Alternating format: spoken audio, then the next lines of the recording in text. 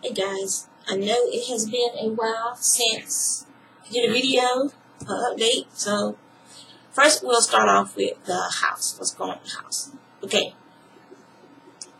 They finished doing the wiring, so now they're patching up all the holes. And once they get all the holes patched up, then they're going to put the fixtures back in and get ready to paint. Well, no, they're going to paint, then they're going to put the fixtures in. We went to the Cabinet Emporium this Thursday to pick out the tile for the floor, the finish for the countertop, and the actual cabinets. And we chose a simple Amish style cabinet that is very simple. Is doesn't have all those decorative grooves and bevels that take you forever to clean with a freaking toothbrush. Because it's our kitchen and we like easy, fast, clean, and simple lines. Things that are easy to clean, and we don't have to spend all day going over each cabinet door with a toothbrush trying to get any kind of dirt or grease or, out of the little grooves and cracks. So we chose a very simple style that would be easy to take care of and that looked nice. Like I told the guy at the cabinet store, I was like, it's my kitchen. I don't entertain in my kitchen. I cook in my kitchen. And that's that. I don't need fancy cabinets and all this other stuff other people get. I just need cabinets that are large, can hold the food and stuff we need, and are quiet.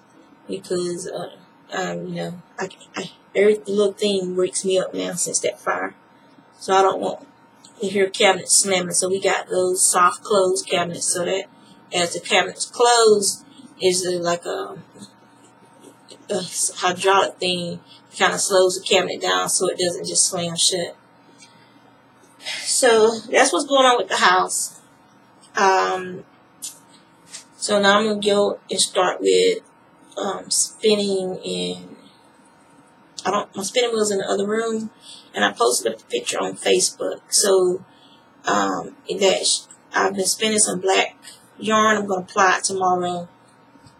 I've also been spinning some white yarn, which is a Romney X, and it's part of my pay it forward. Every year I do a pay it forward, and the first 10 people who responds on my Facebook or Twitter, they get either handmade gift from me or yarn that I spun for me. And so the yarn the fiber, the fleece that I chose was the Romney X fleece because it's a white. When you wash it, it's a nice creamy white to off-white color. And then they can dye it any color they want for the project they're going to use it on. And they're probably getting about 200 to 250 yards per skein. So they're getting enough that they can make a nice hat, scarf, whatever they want to, or socks. I think they need 300 yards for socks.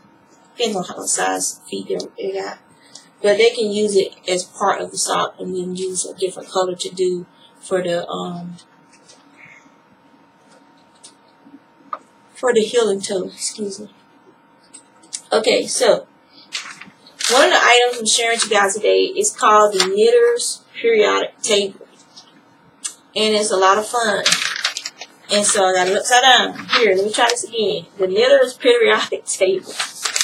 And it's got when I tried to print, got cut off. But the full sheet has another row on this side. But you have things like Q stands for Quillette, SC for St. Croix. And it has down here whether it's a long wool, a medium wool, a down type, a double coated, a hair sheep, a primitive, other animals. The PM is for possum, which is not American possum. This is possum, which are a rodent, and they are a nuisance species over in New Zealand. Then you have like the camelids, you have the camels, the alpacas, the llamas, the vicuna, the guanaco, and then I have the other one that was kind of cut off. So, and you have the cellulose, which is the plant fibers. You have the rayon, the modal, the acetate, the lyocell, the tencel, bamboo, soy, ramie, hemp, linen, and cotton. So not only does it give you the classification for the fiber, it gives you the qualities of the fiber. Fine wool, merino, cormo, rambouillet, targy, CVM, Polworth, and debouillet. You know, so I think it's a very good, and you got synthetic, nylon, and acrylic. So it's a very good resource to have just to keep it with you, so you'll know, okay, I'm using merino. Oh, merino's a fine wool. You know, let me go and look up how I should care for it. Or if you know you have an item made of specific wool that someone made for you, you could go and you could say, well, okay, let me go see how I'm supposed to take care of this fiber. So I thought it was a very good resource. One of the things I'm working on now is this little jacket. I'm making it longer I'm making the bottom part of it longer right now. So I'm working on the back side of it, making this part here longer. So it's even on both sides, the little shell stitches. And you have the big red bull's eye right here. And you can, it's like a little overcoat thing. It's not, this is, I doubled up on the yarn. So it's a thick fabric.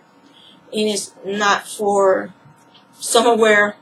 This is for cooler spring days, like a little coat to put on over their little shirts or something. A little turtleneck or something, you can put that over it. There's no pattern. It's just me messing around, having fun with my stash. The other thing I made is I made another baby cocoon. It's finished. So I gotta get the address so I can mail this off to the expectant family. And another thing that I'm working on is another ruffle scarf. This one is a Red Heart Session yarn. And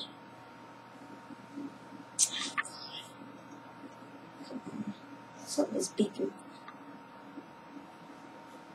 What is that? This is a Red Heart Session yarn. Very easy to use, very fun to work with. Oh, it has a freaking line. Interesting. What if that's like the halfway mark? So yeah, I'm working on that. Put these over there. Alright, here's one that I finished. And there was some left over, and I made like a little one for a baby, and I gave that to Jelena. She's my pseudo-grandchild, one of them. So, made that. For my friend Steve, I made a hat and scarf combo. And it's the hat is like that type of hat. I will put a link to this pattern up here. I found this pattern on Etsy, and I really liked it. I like the way it turned out. I didn't make you could make a brim to actually come here, like put a snap on, to snap to this. But I liked it the way it was. I actually like this hat. I think it's probably one of the only few hats I've ever put on that I actually thought I looked okay in the hat. So I made that hat for Steve, and I made him a little gray scarf with black tassels to go with the hat. I just need your address, Steve, so I can send it to you. And let's see, I made this out of some yarn that I got from Big Lots. That $2 yarn you see in Big Lots that people say, oh, it's too thin. Well, you don't have to use it as a single. You can double it up. I use it as a single. It's very soft yarn. It's an acrylic, but it's a very soft acrylic.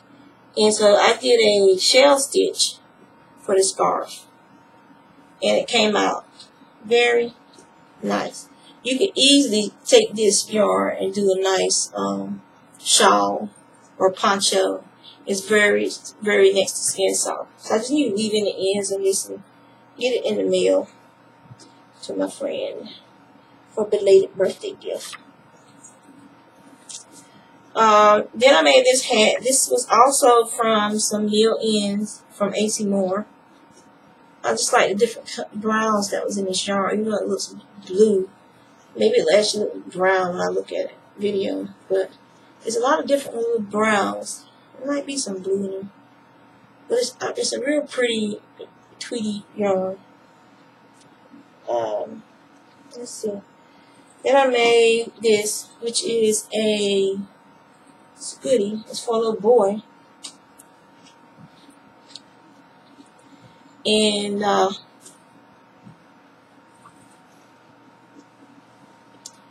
just his mom just took his little buddy in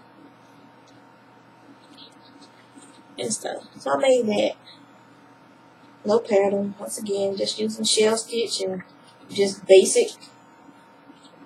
Like, okay, how do I do this? You know, it's just simple geometry, really. When you think about most items, you think about it in a geometric form. You know the hood basically is a square that's at an angle that you cut in half, like triangulated. So you just work on it that way. You don't have to have patterns for everything. You can, if that's something that's fun in it, just do it yourself. Figure it out your own. You get more enjoyment out of it. So these are just regular old knit scarves. This is also some fiber that I got from the Mills End being at AC Moore.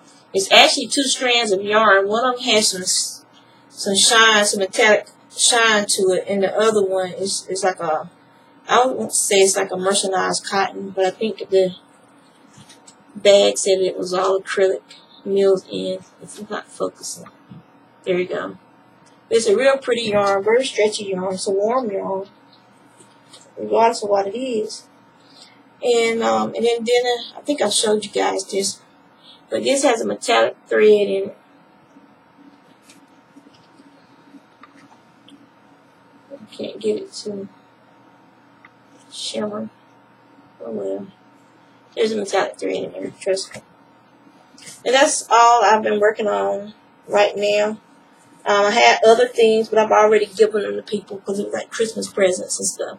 So I've already given those to people. Like I did one of these in that red color, the red heart yarn. I did one in the pink and white. I did one in the blue, not the blues, but the purple. This is Marissa, she got hers. And so yeah. So that's it. Spinning wise, I found 2 more bobbins. I actually found this one that has that purple yarn in it. It has that Fire Star and Angelina in it. I need to ply this up, and Lisa gave me another bobbin, a couple bobbins to use. So that means I have 1, 2, 3, 4, 5, 6 bobbins here. That means there's 4 bobbins in storage. So yeah, and fiber wise, I'm fine. All my fiber was fine because it's in these big plastic bags, so it was all protected. It's just some of my yarn. Like if you look at one of my old videos where you see those bags with the yarn, the storage thing with the yarn hanging down behind me, that yarn and some other yarn in the crate that I had the cube thing I had just bought and put together and was organizing my yarn in those 2 cube things. Those are the yarns that got soot and stuff on them. So yeah. Other than that, most of my stash was protected because it was either in drawers or in bags. So I got lucky in that retrospect. It's my art stuff that I'm worried about, my paper and stuff like that. The stuff that was in the middle and stuff, it should be fine, but stuff that was on top, that's the stuff that I have to worry about, that I might have to, cut out the joins and stuff, if there's joins on some of them. Or just, have that at a loss, but keep my fingers crossed. So that's it. Hope you guys enjoyed the video. Feel free to ask me any questions. I have the link to that chart. Let me go ahead and copy it so I can add it to the video after I post it. Y'all take care.